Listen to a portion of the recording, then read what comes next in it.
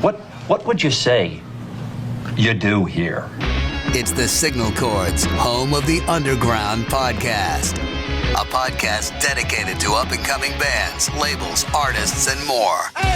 Plug in and join your host, Brad Nunnery, as he dives deep into what the future of music has to hold and discover something new along the way. What else do you have to do? Hey, this is Johnny from the Mendozas, and you're listening to Signal Chords, home of the Underground podcast.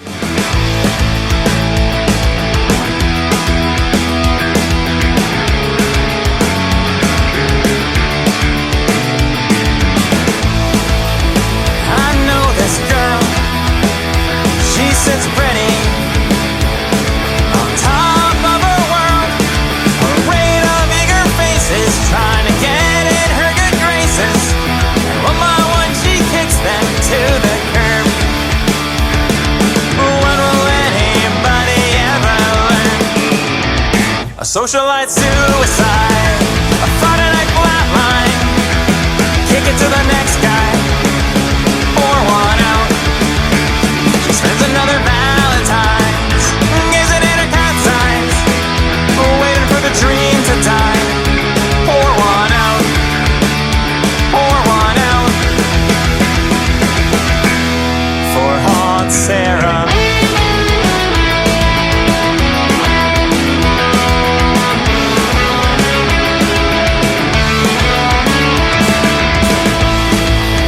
I know this girl, she says that time is a four-letter word. She's tired of losing battles, trades her hourglass for apples, waiting for the reward she deserves. When will anybody ever learn? A socialite suicide, a Friday night flatline. Kick it to the next guy, pour one out. She spends another Valentine's gazing in her cat's eyes, waiting for the dream to die. Pour one out, pour one out for Hot Sarah. That was Pour One Out for Hot Sarah from our really good friends in the Mendozas. Many thanks to Johnny for recording that promo for us. Really do appreciate it, man. Now, the Mendozas are a really killer punk rock band based out of Toronto, Canada. That song comes off their latest album. It's called Loafers. It's out now via Cartridge Heart Records. But if you want to find out more about that song and many others, I had the opportunity to interview Johnny all about Loafers, the band, history of the band, all that good stuff on season 3, episode 1 of the podcast. You can check that out if you want to. But if you want to find out more about the Mendozas, you can always do that on any social media platform at the Mendozas. All right, what's up, everybody? My name is Brad Nunnery. Welcome to Signal Chords, home of the Underground podcast, season 3, episode 14. Presented by my really good friend Jeff Small over at 1603 Designs.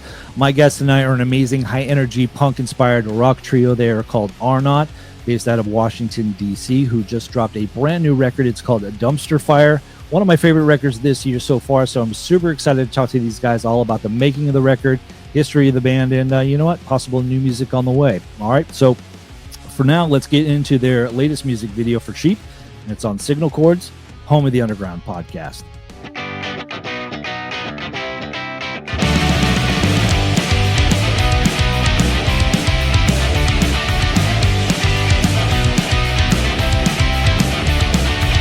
Step up and trade away your voice, 'cause we're all cashing in. Don't fret, you never had a choice. You just imagined it. Come down your uniform. It's fun to conform and graze your life away amongst the sheep. 'Cause we're all suckers for this song. Oh, oh, everybody sing along. Oh, oh, we're all suckers for this song. Everybody sing along. Step up and give us all you got. It's pointless to resist. Set free to navel gaze and shop. We're all buying in, talking black and white. Leave what you're reading right, 'cause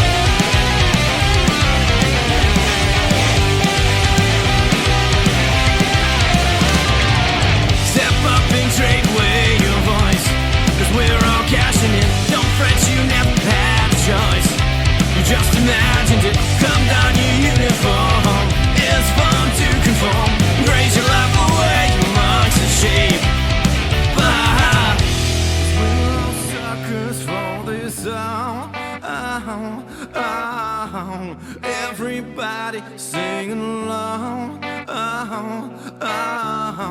We're all suckers for this song. Everybody sing along.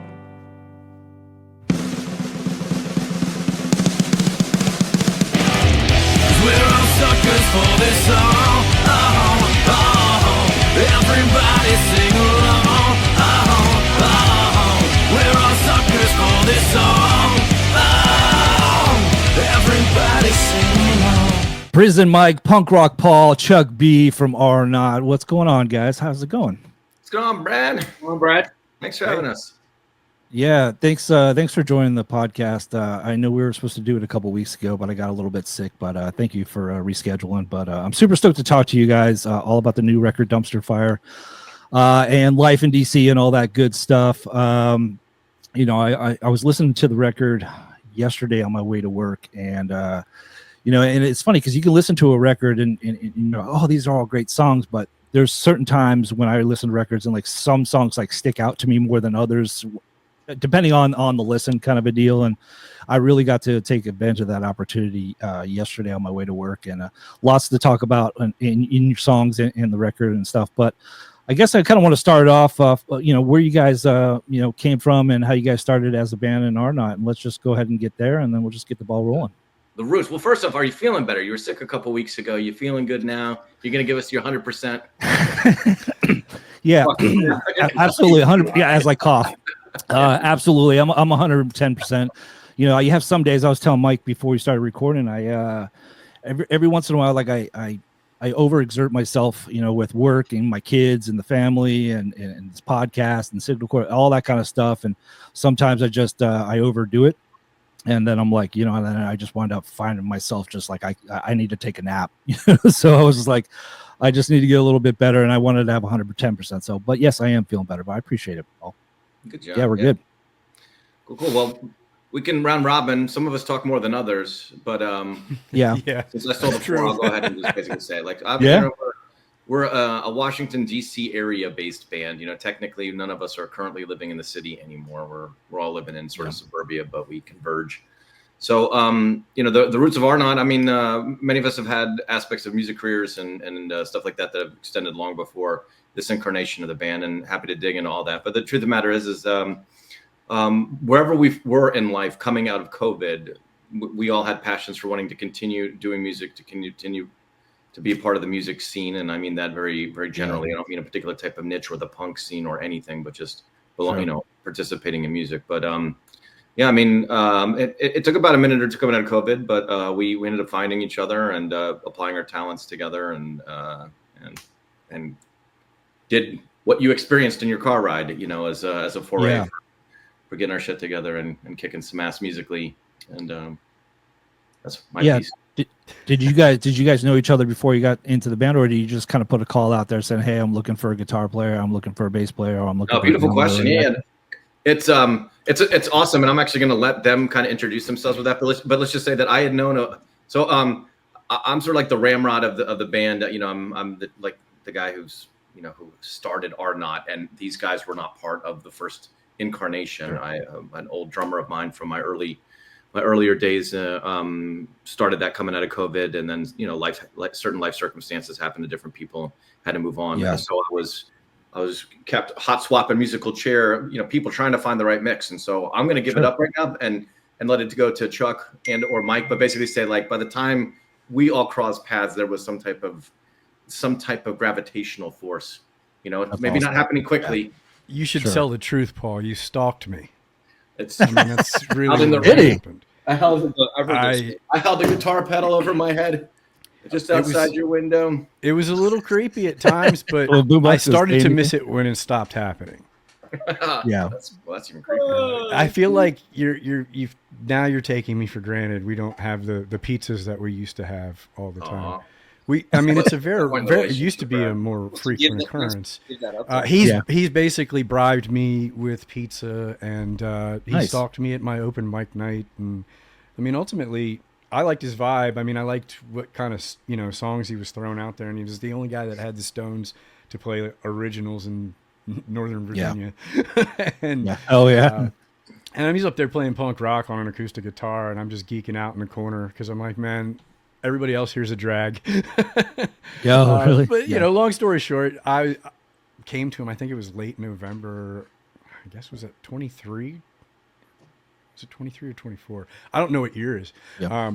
Long story short, I said, hey man, I'm looking to get into a band. He's like, oh, it just so happens I want to be in a band, and I have a band. So he's playing hard to get, but I got him. Yeah. Yeah. There were like, he would come over to my house early in the morning, like on a Saturday, with coffee and candy bars. And there's a courtship, obviously. It was weird. Right. My wife Just was key to your heart, questioning right? But yeah, I mean, Oh, ultimately, I think that's what won me over. I mean, the music's okay and all, but Right, I think sure. that But my the candy favorite and the part is pizza and the reminding coffee, myself. it's like done Yeah. deal. You're a But cheap now date, I don't get that man. anymore. And now, damn it, I feel like I'm gonna actually go back a minute and explain what was going on with R-NØT before I met these people. There's a reason this all It's just happened. gonna be like, Yeah. This Go guy ahead, Paul was Paul. like lonely, looking for He's some creeping out. He was decided to start bringing coffee Oh, and my candy bars God. over to some, some teddy bear. But here's the deal. Yeah. So coming back out of COVID, I put a band together. I had a whole bunch of songs. I mean, I'm just a huge songwriter by trade, in general, and like to mix it up, and was going through the motions. And while doing that, in that era, I was out and participating in various aspects of the music scene. Some of it would be, regardless of any shows that I played with the punk bands and stuff like that, I would go to the local dives on their open music nights or the karaoke, and just trying to find other people who liked music and see what was going. Well, Chuck here happened to be running an open mic night at a brewery that happened to be a place I stopped in, and I saw that he was musically competent and a bit of a hidden gem. Don't oversell me. A bit of a hidden gem and a ringer. So I was like, oh, this guy's got some talent. But of course, he was also a flake, man. He's sitting there playing like bass on some weird ukulele looking like acoustic thing, and he's picking all these like super monster ballad songs to pull off. And he's got a voice of an angel, but like I'm sitting there with like a Misfits t-shirt on and like holes in my jeans and smoking a pack of cigarettes and stuff. And I was like, I don't know. But anyways, so that's sort of when I crossed Chuck's path. But the stars hadn't aligned. I was aware of him, and he's just a great musician doing his own type of thing, running an open mic night. Same time I'm playing around, and it just so happens, and this is where I'm going to actually pass the torch over to Mike to let him talk. But I ran into Mike because Mike is the Energizer Bunny of the Northern Virginia music scene. You do not know how much energy he puts out there, and he wasn't with our band. He wasn't flying solo. He was doing this other thing, and he comes careening out of nowhere. And I hear from him because this guy's putting on this show, and he's looking for other acts who are interested in fitting the bill. And so I said, hey, why not? You did all the hard work of reaching out. You got a spot. I'll be happy to jump on. And Rob's your uncle. And that's how I met Mike. Sure. He put this show together at a little dive on the ass end of Washington, D.C. called the Public Option. And from the moment I pulled up and just watched this guy with a nuclear radiation level energy just move through every type of thing, I'm like, well, that's got to be the guy. Yeah. And so I'm going to hand it over to him. Yeah, go ahead, Mike. And how did you see it from your end and in your perspective when Paul came and working with Paul and doing all that kind of stuff? Well, yeah. I mean, just a couple things to back up really quick. So talking about Chuck's voice of an angel, he really is the combination of Fergie and Jesus. I mean, Fergie and Jesus, yeah. It's hard to fucking meet this guy when he's singing. He's that good. I mean, it just really, I am not being, sarcastic at all. Maybe a little bit. And I think he lead vocals. And Paul saying he's a songwriter is sure. About the understatement of the decade, because this guy literally has thousands of songs written that are all catchy. Oh my God, why I'm really sick of singing this, waking up and having the song stuck in my head type shit. Like when, before Dumpster Fire even came out, we were already playing songs from the next album that's already written. Yeah. Wow. Okay. All right. Pretty intense and really cool at the same time. So meeting Paul, how all that happened with that show was, I was literally just, I was doing what I do. I was playing in another band, and I was putting together shows and doing all that stuff. And I was looking for bands, and I saw this band R-NØT. And so I reached out, and Paul responded, and we set up this show. And it was a really fun and cool show, and there was literally, I think, 15 people there, and the only people of those 15 that weren't part of the band was Paul's sister and her boyfriend at the time. That was it. Oh, really? It was a hard spot to get foot traffic in. It was a real hard spot in Southeast DC. Great place. Yeah. It's now shut down, but whatever. But I just remember, R-NØT playing with the original. It wasn't even the original. It was like the second lineup, I think, or third. And I remember Paul getting up there and just start, doing what he does, slamming his guitar up against the amp and just trying to create all this feedback and, just Hendrix style kind of shit, Kurt Cobain style. I was like, man, this guy's got a lot of energy. And then he pulls out a cover of Bad Religion's "We're Only Gonna Die." And I was like, holy shit. And then they played a couple more originals, and then he did Knowledge by Op Ivy. And I was like, man, this is cool. A lot of energy. That's so awesome. we talked, of course, after that. And then I want to say it was probably a week or two after that, I get on a call on the phone with Paul, and literally we talked for over 2 hours. It was like almost 2.5 hours. Romance beginning. And that's where it all kind of started. I was still playing in my other band, full time, doing all that. But Paul, the drummer at the time, a great drummer, but she was either getting ready to or had already moved out of the DC area, and so Paul was now looking for a drummer again, because that was his second or third drummer. And so I didn't care too much about, I want to be an R-NØT, this and that. I was just like, let's play some music together. And then Paul came over once or twice, and we were just going crazy playing all this punk rock shit. And the weird thing is he would pull out random songs, like random 90s stuff. Right. Yeah. He knows. And we were just knowing we would play together. And then you fast forward probably, this is in 2024. This is like spring 24. Still wasn't playing with R-NØT. They kind of had another drummer that was filling in here and there, but they weren't like doing a lot. They weren't talking about recording. Paul wasn't talking about recording. And that's when I met Chuck. Right. And I met Chuck at this little rehearsal space that Paul had been running for a while. And then next thing you know, the three of us are sitting there, and we start pulling out, things like Sucked Out by Superdrag. Like, just random songs like that fucking nobody knows. But Paul would start playing it, and we would all just come in and we'd play the whole song and be like, oh, cool. Like, how does we all just know that song? And that's where the beautiful mystery of all this. And then you fast forward like probably late 2024, not even late 2024. It was like summer, where I was already in the studio with them, tracking the drums for Dumpster Fire. And then it was pretty shortly after that where I was like, I don't really have time to do two bands. So I just really love what we have going on in R-NØT, and I made the decision to come over and play drums with these guys full time. And the rest now, man. Yeah, no, that's awesome, and it's I know it's always a challenge, and I think that I've never been in a band, but I know I can understand the challenge of personalities and wanting to do things, especially in certain types of, whether you're young, you have a certain personality, or you need a certain different type of personality, or you get older, you want to have somebody, have people in your group that have that same ideas or the same influences and the same desires, hopes, and dreams for whatever you want it to be. You know what I mean? Like, and that's something when a band can stay together or just gel. Especially when you guys get together and you guys just knew it, and it's, you put out Dumpster Fire, and the sky's the limit now. I know it's a challenge, and Paul, you probably attest to it. With the amount of musicians you had in R-NØT and all that kind of stuff. And finally how does it finally feel to finally have Chuck and Mike in the band and just be kind of locked in and going forward with the band?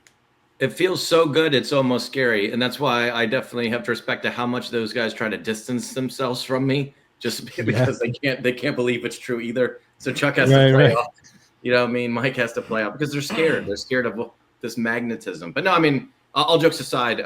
But yeah, we through Mike's story you just heard, right? It's like it was pretty obvious. We had just a lot of sort of natural serendipity and chemistry, to that aspect, right? And we have so much in common. It's easy to stay together, and we have just enough differences that we can keep it fresh and challenge each other in ways so that it's not stale. And that's pretty hokey way describe it, but it's the happiest I've ever been with a group of musicians in a band I've played in. So you said that you'd never been in a band, right? But like any type of team or organizational any kind of scenario, any of that kind of stuff, even friendships, you know what I mean? You want to have, a circle of people that you want in your life. And as you get older, that circle becomes smaller, but it's like, those are the people that get it and all that kind of stuff. And it's smart, it's just one of those things. And, with Dumpster Fire and finally getting locked down with Mike and Chuck and recording, when did the recording process start for Dumpster Fire? And finally, because I'm sure, Paul, like if you seem to basically say that you've written a whole bunch of songs and you've got more on the plate. You probably had all these songs lined up before they joined, and was it just a matter of Chuck and Mike playing on the record at that time? You know what? Mike did so much talking. I'm just going to basically say, yeah, this is a good opportunity. Actually, it's a great question. Actually, because it is a potential problem, right? A dude who's just been his own juggernaut force, just trying to find people who can track on an album and do that, right? It's like, well, of course, that could be a portion of it. And to be quite honest, yes, the way that I write songs and then do high quality demos and share them with people to get their interest has been a tradecraft. That basically means there's some pretty polished, crafted songs, and that can, in the worst of scenarios, take what people wanted to have as creative space to find and search for something, and to kind of take that away from it. But, and this is really where I'll defer to talk to Chuck's impressions, but I want to rewind back to this time, 2024, maybe a month or two before, right? But it's like where Chuck and I knew that we were going to continue on doing this. We were interested in recording and doing music, and I'd been shopping over demos, and Chuck started to say, yeah, this shit's okay. I mean, I've heard like 300, 400 versions of your demos, and they all could be hit songs or something, but that's not, but watch this. And the watch this effect was sort of the hey, let me add something here. Give me the freedom to play and hear something that I hear in the sketch. Cause I want to be really clear. I my approach is very minimalist.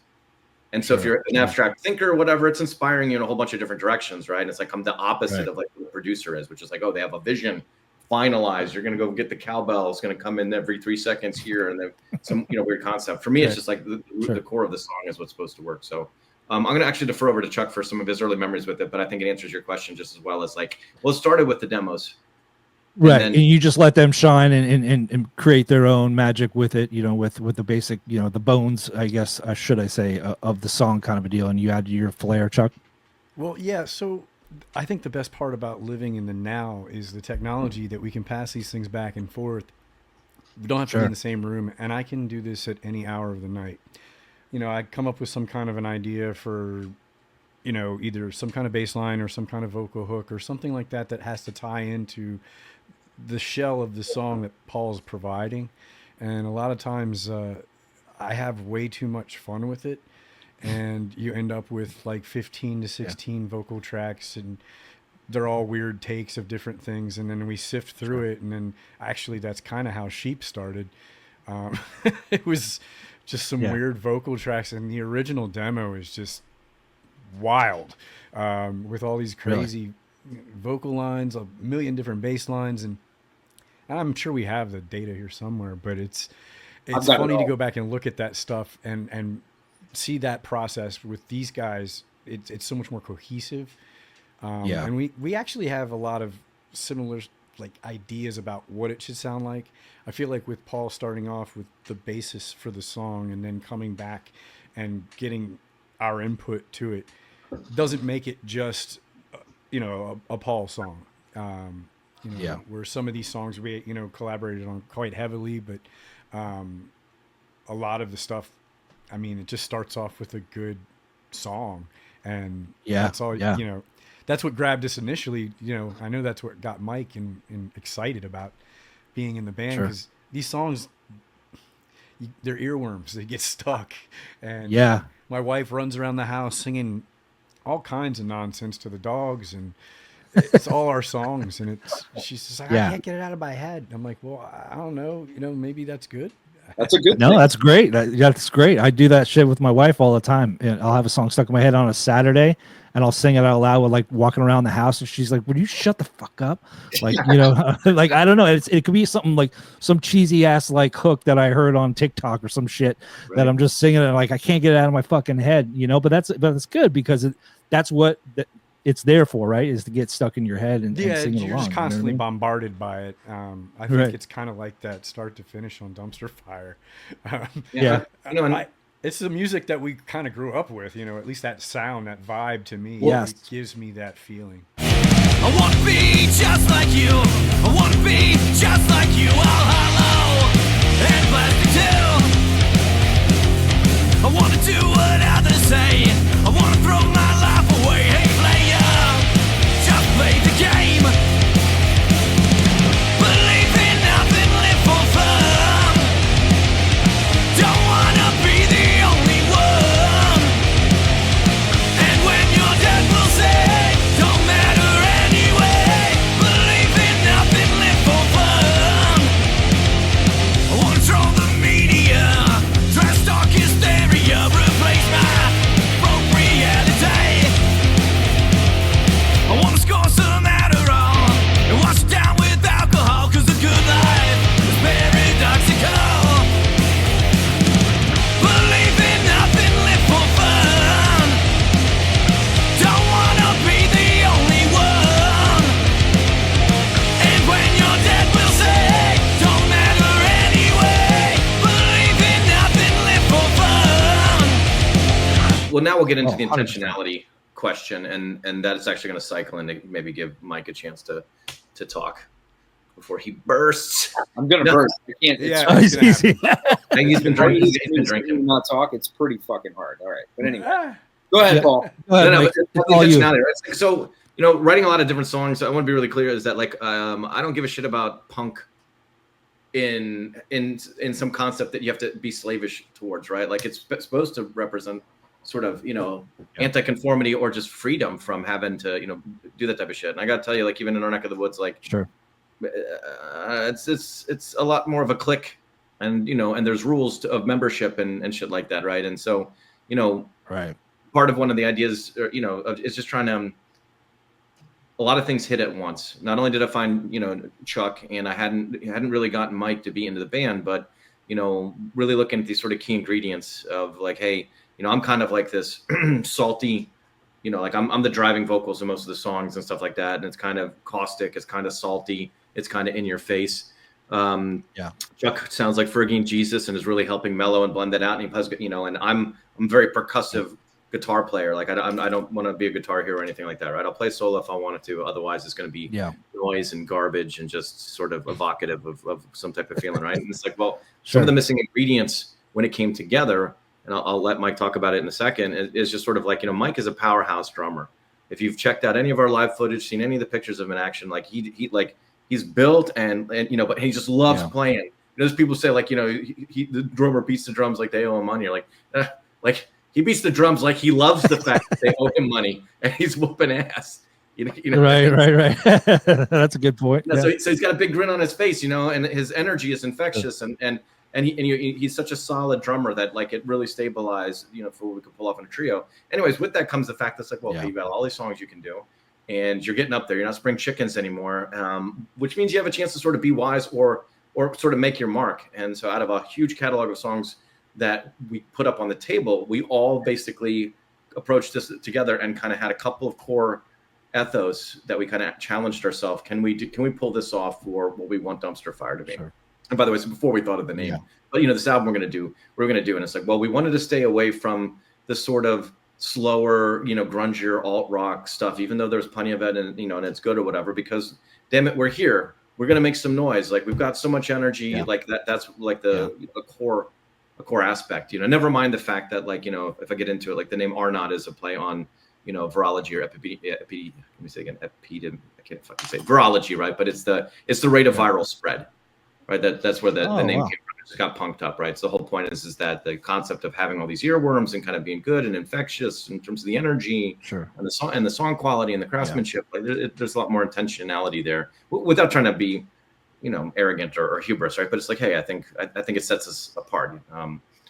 So anyways, where I'm going with all that is that we had all these type of choices, and we were like, well, we want obviously the songs to be good, but we want them to be a bit more up tempo, and we want them to grab people, to be engaging, and potentially, and this is that extra special sauce challenge that came on there. It's like we looked around and we kind of at that year we were looking at it last year, we were like, well, shit, it's the 30th anniversary of Dookie, and no disrespect to anybody. I mean, I'm just not as informed in a lot of modern music outlets and this type of music, but it's felt like it's been 30 years since some band said it's our intention to go door to door with an all thriller, no filler album, a 12 LP, none of this EP single release type of stuff, right? Just 12 songs of like inherently listenable end to end, and so we put that challenge, like, okay, I think I believe in the music. Does Mike believe in the music and the song choices? Does Chuck, does that turn into an effect where we were so proud of what we did that we felt it represented that? And so that's like, I'm actually going to take the reins off here and just, because there's a lot more of how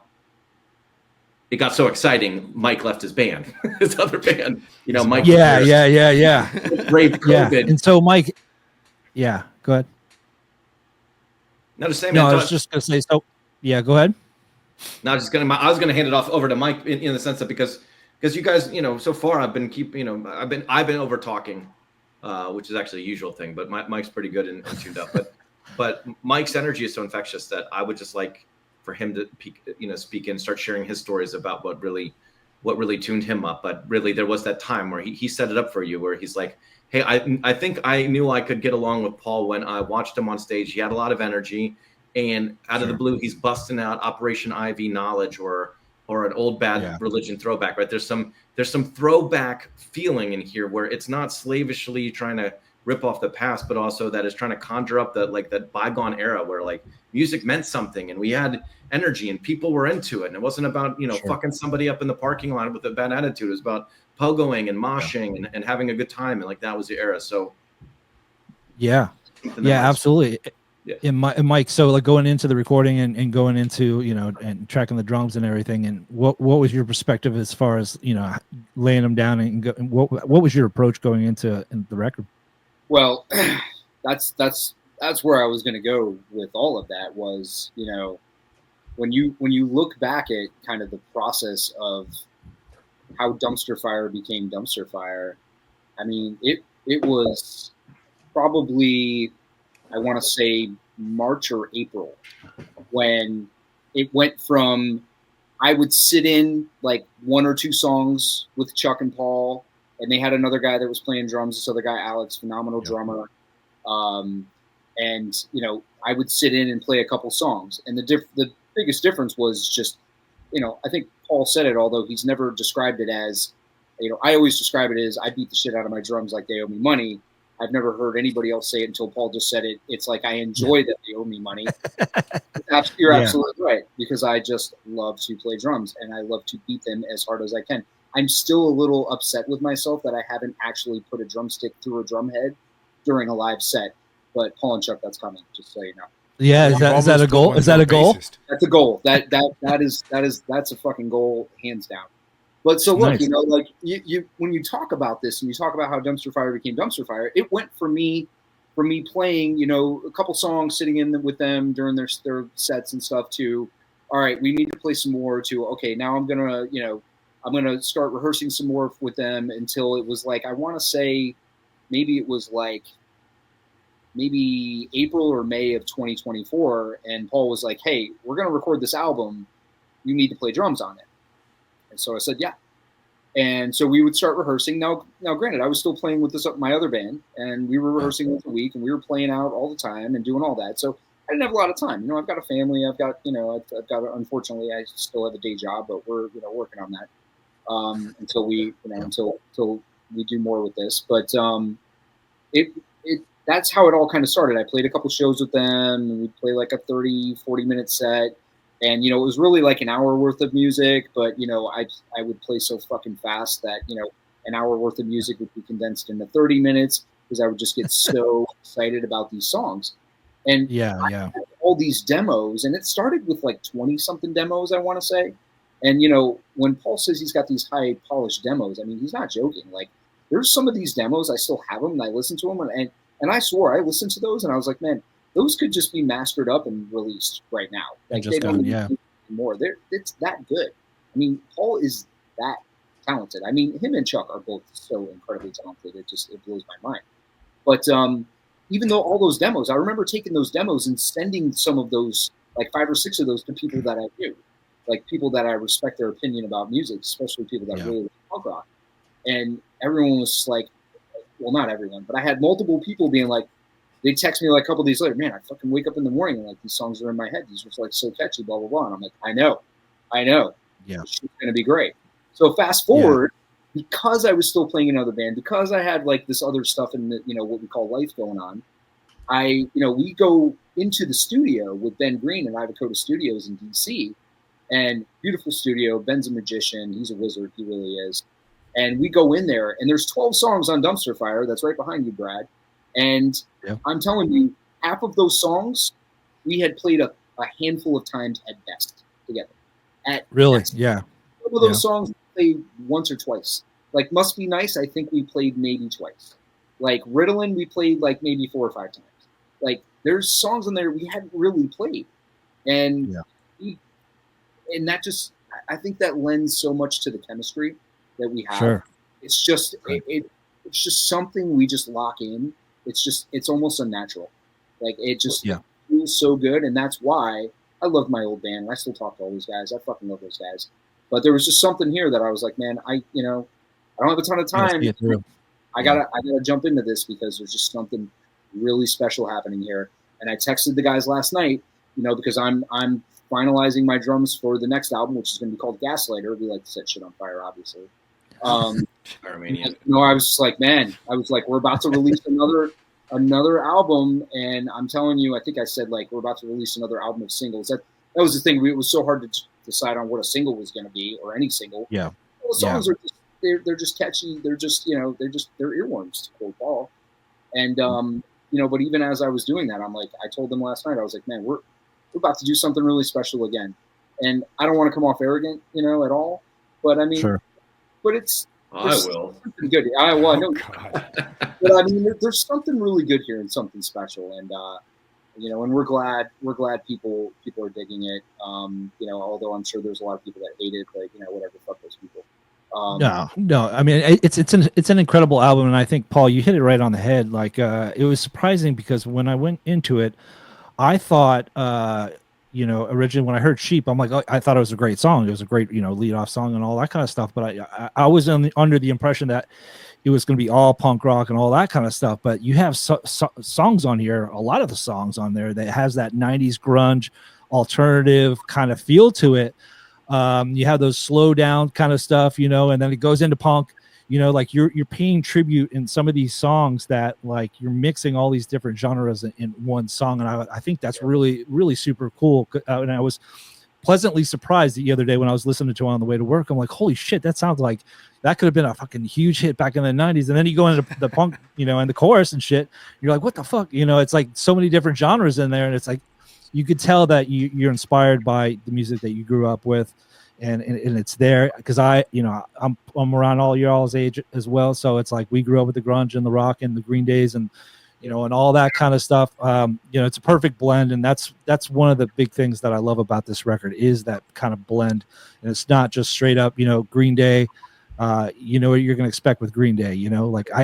Every song's different, and one of the other things I recognize about this album is like every song is different in their own way. Like it's separate, it doesn't sound like one big song, like 12 tracks is just one big song. It's individual songs. And that's what I love about this record. They're all individual pieces of art. And that's what I love about Dumpster Fire. Hey, thanks so much. And we're thrilled for that feedback because honestly, when I told you about the intention, it was like a love note to the music that defined us, right? There's a reason why we're still doing this. And some of it's like a compunction, an addiction, right? And, rather than needing a cure, a cure or taking some meds and stuff like that, it's sort of like just paying back to that, right? Because, music is, it feeds the soul. It moves you. It causes you to see the world in a particular type of way. And it certainly did us in all this different capacity, right? But at the same time, it's like, it also inspires you to see a lot more even in yourself or in the way that you see the world, right? And so like, hey, if anything that we do together kind of does exactly what you said. Oh my God, like I saw this album and yeah, you know what? It wasn't slavishly punk and it wasn't slavishly grunge and, but it's a huge homage and I totally get it. And it had me conjuring spirits. Like, wait a minute. That sounds like this a little bit, but it isn't. It definitely isn't. Yeah, exactly. It's like inspired by, right? And so we're like a punk inspired trio. We're doing all this kind of stuff. And it was, I mean, again, hats off. But like you said, you were studying like sound engineering for a while. Yeah, I went to a school here. It's called Full Sail, and I got my recording arts degree.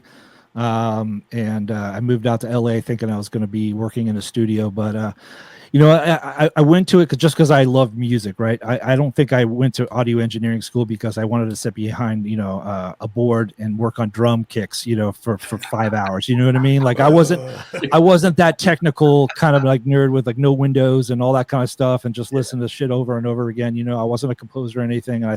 But I just loved music and I wanted, to go to a college and learn a trade. And I didn't, to be honest, I didn't really know what reverb was until I went to Full Sail. It was just one of those things where I learned so much, and it helped me. And I always my whole dream was to go into radio, which Full Sail helped me out get into radio. So I get my internship in there. So if I didn't go to Full Sail, I wouldn't have got my internship in the radio station. So and then I did, and I achieved all my goals in radio, and that was great. So it did pave the way. So I guess it did, but I didn't. When I moved out to LA, I was just like, you know what.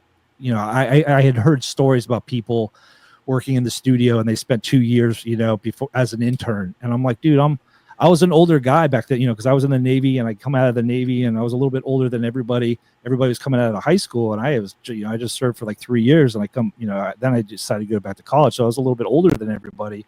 So I'm like, no, I need to pay rent. I need to pay my bills. Like I can't do a freaking internship. And then of course, I get in radio and I do an internship for 3 months and I live with my sister. But that's another story for another time. But yeah, so to answer your question, yeah, I did get my audio engineering degree. Yeah. It's a long-winded one. Well, no, but I'm asking that because what do you hear in music, right? And sometimes if you're if you're trained in or have experience in like recording music, are you listening too intently, or are you just sort of taking it in as the Gestalt effect and all that kind of stuff? And I think that's why when I think about the chemistry of what we put together. Mikey is a full tilt music lover. I don't think there's ever been a song he doesn't like. There's songs he likes more than other songs, and that's not totally true what I just said there, right? But in general, right? Like he's the guy that's like finding new music, finding something to love. And he's somebody that like, man, he's got less exclusive taste than I do, and I'm not judging him about it, right? But it's like I'm not as inspired that, right? Like I'm a little bit more insular, but also. At the same time, like when it comes down to, I mean, I have a point to make, I'm sure somewhere here, but it's basically to say that when we put these songs together, we're adding ourselves to them. And if mine is this sort of very stripped down, very minimalist sort of pop song structure format, right? And I know what I'm doing with the guitar, and I roughly dictates roughly what the drum beat is going to be, or the BPM and all that kind of stuff, right? And as we get into like the aspects of recording, I think a really fun story, and I think something that you'd get a kick out of is hearing like, well, what happened when it started with the fact of demo, right? Mike, I'm sitting at home, I've got my way of whipping up a high quality demo. I mean, you can see I've got like basses and guitars, and like I can track stuff good enough in the modern digital age, and apply an electronic kit and mod the triggers out so this sounds like real drums, and it's going to be good enough for a quick demo. But to go from that demo as just a shell, I think is the word that Chuck used earlier on in the conversation, right? Of like what the song could be and see where we go with it. As we were looking into the recording journey, right? We had the option to just record it at home, right? And we kind of knew we kind of knew what we could do a little bit, and no matter how much we're challenging ourselves, right? But some of it was saying, well, hey, if this is going to be our big debut album, why don't we rally to a good stab to make it more of a studio-based album? Go there and do that, right? And say, hey, put up or shut up. A 12-song LP, done old school, done in studio. We're doing the tracking thing, and I'm going to sort of let you interview us, or not let you. I mean, questions that occurred to you for asking, but Mike already set it up. We look. He knows Don Z and Tara. We could have set something up with Don Z and had this like early stories, like from inner ear Discord, kind of scene, and just did a record with Don Z, and maybe it would have worked. Maybe it would have worked more than this. I don't know, but But we also had we had other opportunities, other places that we could have went to. But at the end, I think what did it for me was I was screwing around in the local music scene, and this up and coming at the time female trio that was playing sort of prog metal. We're kicking some butt, and I went to go talk to them, and they're like, "Oh yeah, we're in the middle of mixing our album. It's going to be out soon." And they're like, "Oh, I said, hey, you guys sound really cool. I'd love to. If you got an early cut, I'd love to check it out or whatever." And they were, they sent me that, and I listened. I'm like, this is a pretty damn good sound. I mean, no disrespect to everybody else I know who's a sound engineer recording. Right? I was like, but this is what I heard. I went instantly from hearing them on stage, and this guy helped capture this quintessential essence. And so it was State of My Red. That ended up being Ben Greed, and that ended up being Iva Koda, and that ended up being a very large decision and driver as to why, when we said, hey, this is what we want to do it, and what are we looking for? It's like, well, we know that I'm going to be throaty and gritty, and I've got all this stuff done, and I know, and even if I suck at playing guitar in the studio, I've got 100 ways to go and mic my cab at home and fill in the tracks. That's not the problem, right? We know that Chuck's pretty damn good at bass. He's got all these different variants. Well, Chuck might benefit from having a trained professional ear give them more feedback that isn't just Mike or me being like, nah, I don't like it. Nah, it's too many notes. Oh, I really love that part. And what he wants to hear is like what all that kind of crap. So I'm gonna pull back or whatever. But each one of us has a story. What was it like to record with Ben? What did Ben do for you? What was the what effect do you think Coda had on the Dumpster Fire album? And I think everybody's got some lines or two. Yeah, go ahead. Go ahead, Chuck. You look like you had something to say. Oh, I don't want to get in the way of Mike. He looks like he's going to blow up. Come on, Mikey. Well, all right, Mikey, you go first this time. Then we'll get to Chuck. These guys act like I fucking talk all the time. Come on, they no, Neanderthals are funny. I'm sure they don't call me that for no reason at all. No, my favorite part about Ben was I think that was the very first time I recorded in a studio to a click. Never recorded to a click. Never. It was always. Is that challenging having to play to a click? Is it intimidating having to play to a click? Never has. Yeah, it was pretty fucking challenging. And I remember like the first day, I had the click turned up so loud, all the way up in my headphones, the way up, that literally that night when I tried to go to sleep, it was like I had the click spins. That's all I can call it. Like, you drink too much and you get the spins. I was laying. I just heard do do do do do do, and I'd have to sit up because it was making me nauseous. It was fucking scary. And I'm telling you, if there anybody else out there that's done that, that's listening to this or watching this, I'm telling you, somebody else has to have experienced that because I'm telling you, it made me sick. Next day, Ben was like, earplugs? And I was like, yeah, I've got earplugs. So like, put the earplugs in and then put your headphones on. Did that problem solve?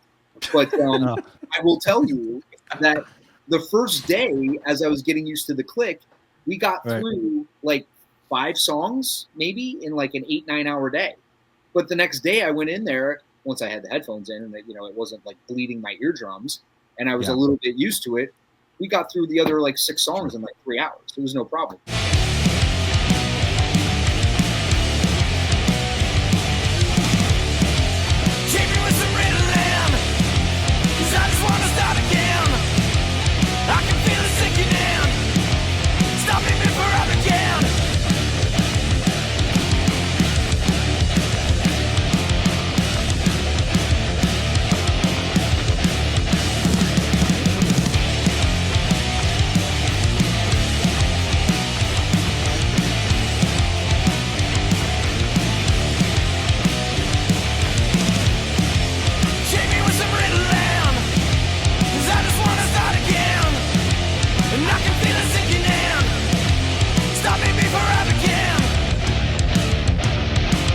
A different way of telling it is that like the first day was almost like a wasted day as the click was defeating.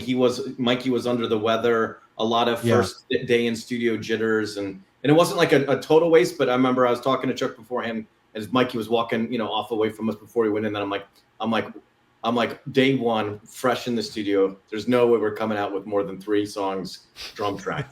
And Mikey's like, hey, I'm gonna knock out the whole album here, all 12 songs in 10 minutes. Get the pizza. I'm doing all the songs for try like the Rev did in the first Avenged Sevenfold album. I was like, Well, it didn't work like that. But it's fine. You're right. I was, that's another thing too. Is I was pretty sick that whole week. I was like super medicated on Dayquil and everything else you could imagine. So I was like, nope, there's no way. Like there's no. I mean, I'm a military guy too, man, and I'm not saying all us military folks are like mission driven. We're getting it done. It doesn't matter, whatever. That's exactly how I operate.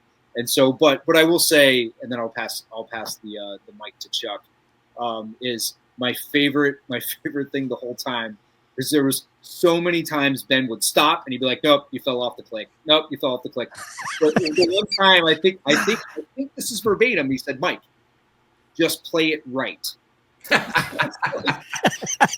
That's deflating, though. It's like, worked. God damn it! Did it? Yeah. Yeah, he's like, "Hey, Mike, just hit the drums at the right time." Right. That's it. Hit the drums at the right time. Thanks. Nailed it. Nailed it. I was blown away. Go ahead, Chuck. We had a hell of an experience there with Ben.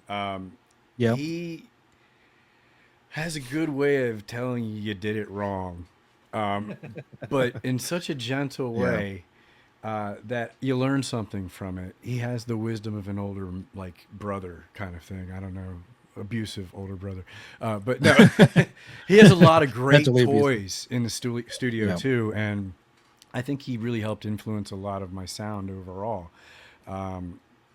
They were somewhat abusive by, I think it was Thursday when I was sick as hell, and only the Mountain Dew could save me. We were trying to do vocal tracks, and I think they made me do all of the vocal tracks in one day. Was that true, Paul? Because I think even Mikey was like at home Shut up sick and get in the booth. Yeah, it was something. It was horrific. I know. I like died for the week after that.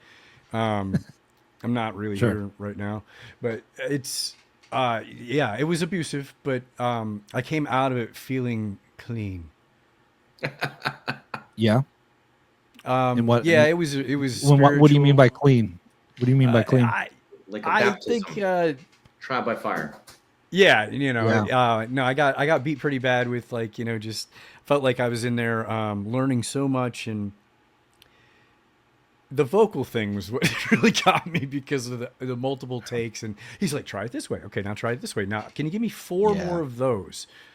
And somehow I made it through, but that sticks out. And yeah, I mean, I'm just going to jump in there, Chuck, and let you keep talking, but it adds some type of color that might be missing here, right? Is that like, hey, you know, maybe a lot of people who listen or, like, you know, don't know how the sausage is made, you know, when you do music, right? It's like, well, the first priority is to get the drums and the bass track. Like, everything else could happen way later, right? And so, yeah, of course, we focused on that, and our first primary focus was Mike, and to the point that Mike had brought up, so, you know, and this is, didn't really want to launch into this version of the story yet, but basically saying, like, hey, I've been in and out of the studio forever, right? You know, I mean, all that kind of stuff. I got to record with some great engineers in my day, up to and including the late great Steve Albini and all that kind of stuff, right? So, so, you know, so I'd been there, like, you know, the charm of, you know, a studio is a place to get work done, right? There's no level of awe. I'm not intimidated by it, but I do know the unnatural effect of what happens when everything is being isolated, and your focus starts to shift on the gestalt of all of it happening together and just isolated, right? So, like, I'm well aware, but to that point about all this stuff happening in the studio, tracking the drums and the bass, that's the first priority. And, like, even during that stuff, the drums defeated Mikey the first day a little bit, and that's defeat is like a terrible word, right? Like I kind of like an older brother spirit, like you, like talking. I was like, oh, go for it, champ.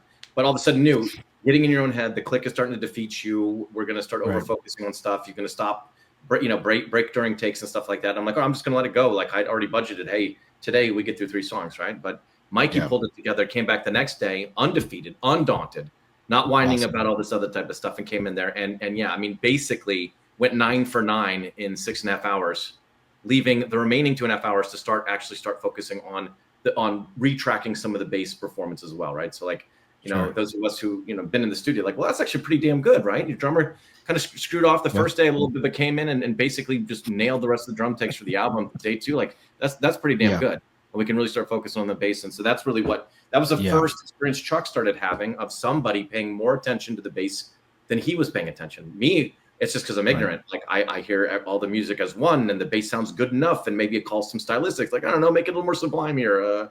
Make it, make it more dirnt there or something. Right? It's like the best recommendation, you know, I could have if my vice was even solicited, right? But you know, when it comes down to it, like, there Chuck was laid bare in front of Ben, who was like, at first it was actually extra crazy, because before it even goes to correcting Chuck's bass playing in general, Ben was like, you guys aren't playing along with the drums. He actually called out. He actually called out, at a point where we'd already recorded and Ben didn't hear it. But basically now isolated a nuance. There was just enough of a syncopated back beat where the riff we were playing, we were actually playing it too straight on the ones, and on the ones, the ones was devastating and not in sync with the offset. But anyways, long story short, I'll flip it back over to Chuck. But like I said, it was that kind of nuance. We're like, really? This one song we're talking about wasn't the one we hadn't ever played before, and I sprung on everybody to keep it fresh in the studio. You know what I mean? Right. I know this was one we had actually practiced a lot and had a lot of time in, and all of a sudden somebody's basically telling you you're playing it all wrong. At the moment you're trying to lay it down, and so, Chuck walked into that, and that experience built. But like Chuck was saying, the bedside manner that Ben had was a perfect bedside manner, right? It could meet you in your challenge, not deflate you, not necessarily cause you to shut down and turn away and say don't do that. But yeah, I mean, he worked. Chuck got to be one of the first people where Ben was really trying to pull performances out of him once we got done drum tracking. Yeah, and that's he spoke my language. Yeah, go ahead, Chuck. Oh, sorry. Yeah, I was just saying he spoke my language and was able to. It was a Chuck whisperer kind of thing where it was like, I sometimes kind of go off the res and he would pull me back in. It tightened up my playing a lot, and I use a lot of the things that we talked about in studio to this day. So.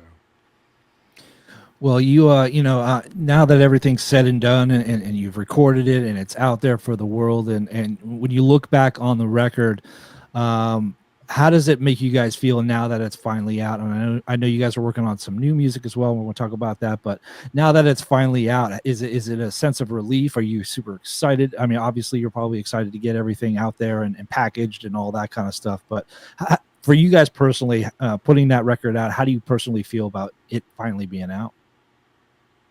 It feels fucking amazing. I listen to the album every day. I love it so much. I am, and no disrespect to any other band that I've played in, released, whatever, but it's hands down my favorite album that I've ever played on. And it's what's your favorite song? What's your favorite song? I'm gonna ask you, Paul and Chuck too. So I'm coming to you guys after Mikey. What's your favorite song on it? Don't say all of them. You can't punk out and say all of them. I'll say Sheep, because I'll tell you right now, Sheep was the first one that I got. That was like, hey, work on some drums for this, Mike. And I was like, all right. And I'm telling you, like, it got like, I immediately was like, holy shit, this is so catchy. I can't get it out of my head. My wife and my daughter are walking around humming it, because I was playing on the speaker, and I was like, this is the single. And I had said that, almost a year before it even came out. So yeah, I mean, I love every single song on that album, but Sheep hands down, just because that was my first love off of Dumpster Fire. Awesome. All right, Chuck, you're next. What's your favorite track, and how do you feel? Finally, the record's finally out. I guess now there's a little less pressure. It's nice to be able to talk about it with people, and they can get where we've been, locking ourselves away and working on for so long. But at the same time, I'm just excited to continue playing the songs. We still love the music. It's still fun. It's hard for me to always nail down what my favorite song on the album is, because it changes probably every 3 weeks or so. Like a mood ring. Yeah. Sure. That's making a good record, though. Yeah. It works well. When you have a favorite song and it's like for 2 weeks, and you overplay it, and then you're like, I think this week I'm on Psycho Robot Love. Nice call. I think it just because I'm just feeling kind of like in that kind of mood. It's okay. It's upbeat. It's fun. It's catchy. We had fun doing that one a lot. Yeah, I really like. Yeah, it's a good one. I like that one. All right, Paul. Now these are yours. So come at me. Let me know. Yeah, come at you. Well, it's obviously hard to say, but some of it, right? Like if you've been there in the studio, like sometimes by the time you've done recording these songs, you've heard them so many times, you're actually kind of sick of them. And I got to admit that outside of wanting to keep the palette cleansed enough to let the songs coming out of the mixing phase bake, and make sure that you weren't overhearing something in there, underhearing, you know what I mean? Like that when I basically put them away and knew that, hey, we're playing them live, let them be live and do all that type of stuff. But I think it is sort of a mood ring for me. And obviously being the guy who brought a lot of them into their original existence, and now loving them more actually since I birthed them into the world, because now they were gelled with these extra influences that made them better than even what I thought they could be, right? So they've taken on their own life. It's a very hard thing to answer. I think it really comes down to, it's like a three-way tie. Like the very angsty person in me likes Ritalin, wants to tell you I like Ritalin the most, and the answer is because it is the least commercial song, in my opinion, on there. Not that we tried to make anything commercial, but just the happenstance of writing cool, upbeat, punk, throwback inspired homage, kind of music just felt a lot more catchier than necessarily needed to be, right? Whereas Ritalin's sort of like, wait a minute, where's this going? Is this a Pixie song? Is this a Foo Fighter song? What the fuck just happened? No, that's yeah, go ahead. Yeah, but I'm saying like, but is that like a genuine answer? Do I sonically love that song more than the other ones? And I'm telling you, well, the personality type, right? So, well, the personality type of me likes Ritalin, right? There's an aspect of me that feels that there are so many overly catchy songs, and I think the ones that hit an interesting stride, knowing that somebody says March of the Broken Robots and Sheep. It's like, well, now I don't want to do like now I don't want to have that as my favorite song, or not that I would have said it, right? I've got to pick fucking Lobotomy or Cult Democracy, because like they're bringing some of that extra nasty sort of like dark grungy punky shit. You know what I mean? And let it be something different. So I don't know. I wish I could give you a great answer, but I fall more on the lines of I like the grungier stuff, and I'm happy to put out albums of 220 BPM punk bangers, and there's going to be plenty more of that, right? But I kind of like some of the songs that are fast, they're up tempo enough, but you know what? There's a groove there. So that's the best I can give you with an answer.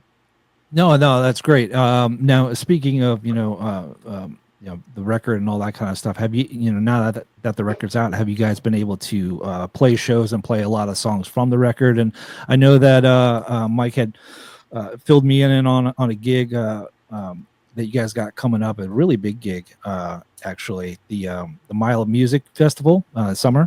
I guess it's like 80,000 people there. So talk about like what you guys are doing as far as shows and supporting this record, and as well as the Mile of Music Festival. Well, we're keeping pretty busy. Our sort of summer tour season kind of starts here in a day. We're actually playing this big skate festival down on the other side of where Mike lives, and then pretty much by the end of the week we're tuning up and we're heading to go play some shows up up the East Coast, up through Pennsylvania, New York, and then come back down. Nice. And then there's other shows smattered in the area, but when you're sort of still a hometown band without being able to lock sort of extensive Midwest or or Atlantic kind of tour type of things, you kind of have to come back to home base and balance between oversaturating your home base market versus getting back out there. Sure. So that's what the summer looks like up until end of July, where Mike already filled you in, where we snagged 4 slots across the 3 days of the music festival for the Mile of Music. So we're pretty excited, and we're challenging ourselves to bring something different for each set. Given that kind of opportunity and that type of crowd, that level of diversity. Sure. Knowing that we believe we're a band with incredible diversity, of style in ourselves. We didn't talk about it yet, but it's like, Mike, he's got all those records. Maybe he said it because I was late jumping on, but like he can scratch wax like nobody's business. Yeah, we were talking about that before we hit record. Yeah, you were talking about maybe do a little mashup before the set or something, the little DJ set or something. Yeah, exactly. So it's like you've got those type of flavors. Like Chuck is an amazing vocalist, and one thing we're looking forward to in the future is like, we're playing Dumpster Fire songs. Yeah, Mikey says we're playing stuff from the upcoming album. We're also working on stuff from the upcoming album and letting it grow. And it's like there's a special song on Dumpster Fire called Keep It Simple Stupid, right? Where actually in the second verse it's Chuck who's singing the lead.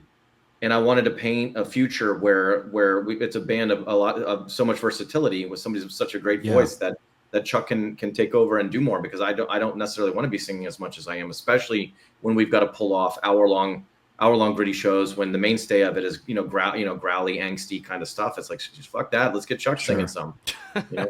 Yeah.